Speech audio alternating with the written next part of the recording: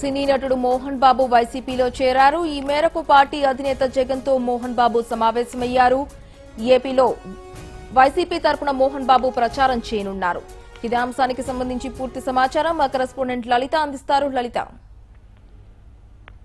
కొద్దిసేపటి క్రితమే lotus fund కి మోహన్ బాబు రావడం జరిగింది. మోహన్ బాబుతో పాటుగా తన పెద్ద కుమారుడు విష్ణు కూడా రావడం జరిగింది. అయితే ప్రస్తుతం జగన్ తో భేటీ అయ్యారు. ఆయన వైసీపీలో జాయిన్ అయ్యి వైసీపీ తరఫున ప్రచారం చేస్తారు అని చెప్పి కూడా కార్యకర్తలు చెప్పడం జరిగింది. అయితే ఆయన వైఎస్ కుటుంబానికి బంధువు కావడంతో ఆయన వైసీపీలో జాయిన్ అయ్యారా, లేకపోతే ఆయన వైసీపీ తరఫున ప్రచారానికి వెళ్తారా లేదా అనేది మరి కొద్దిసేపు వేచి చూడాల్సిందే. అయితే ఆయన బయటకు వచ్చిన తర్వాత ప్రెస్ మీట్ కూడా పెట్టనున్నారు.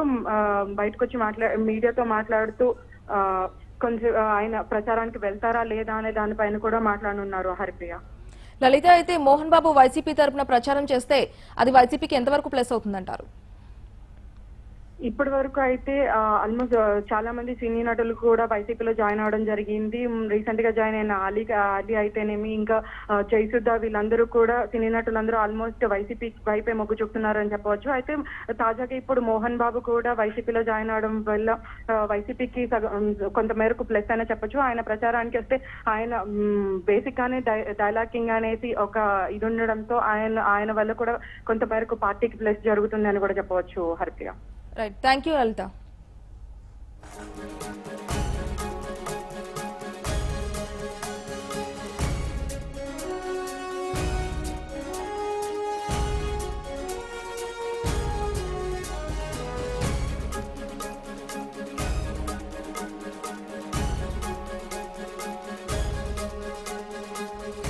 సినీ నటుడు మోహన్ బాబు వైసీపీలో చేరారు. ఈ మేరకు పార్టీ అధినేత జగన్ తో మోహన్ బాబు సమావేశమయ్యారు. ఏపీలో వైసీపీ తరపున మోహన్ బాబు ప్రచారం చేయనున్నారు.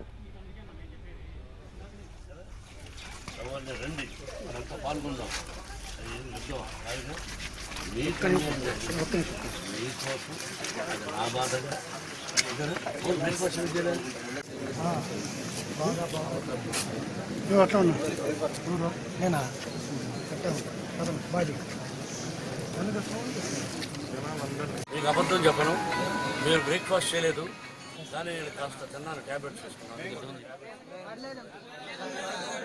ఎందుకంటే మీరు టిఫిన్